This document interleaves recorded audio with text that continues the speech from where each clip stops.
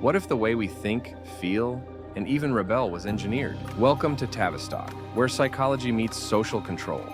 In the aftermath of World War I, London was a wounded city. Millions of young men returned shattered, physically and mentally.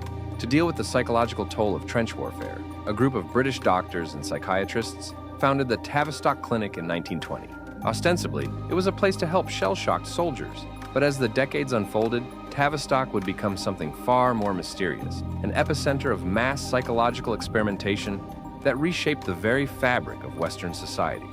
The early work at Tavistock focused on treating trauma using cutting-edge Freudian psychoanalysis. But this wasn't just about healing mind. It was also about understanding how those minds could be influenced, managed, and controlled. A new frontier opened up: social psychiatry. The question at the heart of Tavistock's research was chilling in its implications. How do you influence group behavior on a national scale? World War II gave Tavistock its big break. The British military, desperate to understand morale, propaganda, and troop cohesion, brought in Tavistock's experts. They helped craft psychological operations, strategic messaging that shaped how soldiers thought and felt. From this point on, Tavistock wasn't just healing mind, it was weaponizing. Key to Tavistock's rise was the influx of brilliant minds fleeing Nazi Germany. Among them was Kurt Lewin, the father of group dynamics, and his colleagues from the Frankfurt School. These theorists didn't just study culture, they dissected it. Their ideas fused Marxist theory with Freudian psychology, creating a powerful lens through which to manipulate mass behavior. Tavistock became the hub where these theories were tested and deployed. After the war, Tavistock's influence spilled into civilian life, with funding from the Rockefeller Foundation and later the CIA through front organizations. Tavistock psychologists began targeting education, media, and popular culture. The goal? To re-engineer society by subtly adjusting norms, values, and emotional responses. What seemed like innocent developments, like group therapy in schools or emotionally driven TV programming, were often informed by Tavistock's deeper social engineering agenda. As the Cold War intensified, Tavistock's role expanded further. In both Britain and the US, governments were gripped by a fear not just of nuclear war, but of losing control over their populations. Tavistock provided a solution: psychological operations, or PSYOPs. These weren't just for use against enemies. They were deployed domestically to steer public opinion, to diffuse dissent, and to ensure loyalty in an increasingly chaotic world. This leads us to one of the most controversial chapters: Tavistock's alleged connections to MK-Ultra, the CIA's mind control program. While Tavistock was not directly implicated in the notorious drug experiments, its research heavily influenced them. Tavistock-trained experts consulted with US intelligence on how to break down and rebuild the human psyche, often through disturbing and invasive techniques. Whether through hypnosis, media manipulation, or trauma, Tavistock's legacy in psychological warfare runs deep.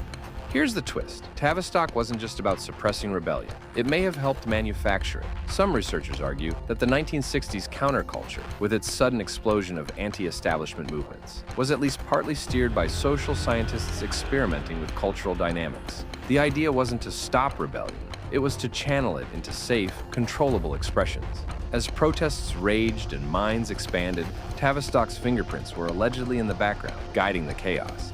The media was Tavistock's most powerful weapon. Drawing on the work of communication theorists like Marshall McLuhan, Tavistock researchers explored how TV, radio, and film could bypass rational thought and hit the emotional core. Entertainment became a vehicle for cultural programming, normalizing ideas, planting values, and shaping perception. People thought they were choosing their content. In reality, their content was choosing them. By the 1980s, Tavistock's theories had gone mainstream. Market researchers used psychological profiling to fine-tune advertising. Political campaigns employed focus groups and narrative control. News cycles were crafted not just to inform, but to evoke specific emotional reaction. The public was no longer just consuming media, they were being conditioned by it. In the words of some critics, Tavistock didn't just study the mind, it colonized it. In the 21st century, Tavistock's legacy lives on in digital form. Algorithms now do what Tavistock once did manually: analyze behavior, shape desires, and predict reactions. Our emotions are data. Our opinions are nudged. Social media, targeted advertising, even online therapy platforms all trace their lineage back to the behavioral experiments first conducted under Tavistock's roof. The lab coat has been replaced by code, but the game remains the same. Today, the Tavistock Institute presents itself as a peaceful center for organizational consulting and social research. But controversy still swirls. Critics point to its deep roots in psychological manipulation, its shadowy partnerships with intelligence agencies, and its role in the normalization of mass surveillance and digital control. Supporters argue that Tavistock's mission was always humanitarian, to build more resilient societies, but the line between resilience and compliance is a fine one. Perhaps Tavistock's greatest success and greatest danger is how invisible its influence has become. When manipulation feels like freedom, when control masquerades as personal choice, the architects of thought have won. We carry Tavistock's legacy in our media diets, our politics, even in how we process trauma and identity. The mind was once private. Tavistock helped make it public property. What Tavistock ultimately teaches us is that ideas are weapons. Theories once whispered in quiet clinics now reverberate through global media networks and political systems. The power to shape belief, silently and visibly, is the ultimate form of dominance. And once that power is unleashed, it cannot be easily recalled. So next time you feel like your thoughts are entirely your own, pause. Consider the unseen hands that molded the culture around you. Tavistock may not control your mind, but it certainly helped design the world in which your mind was shaped. History is not only written in wars and revolutions, sometimes it's written in whispers, in clinics and boardrooms, where the battle is for your mind. This has been another journey into the unseen with Footprints of History. Don't forget to like, share, and subscribe for more stories that reveal the forces beneath the surface.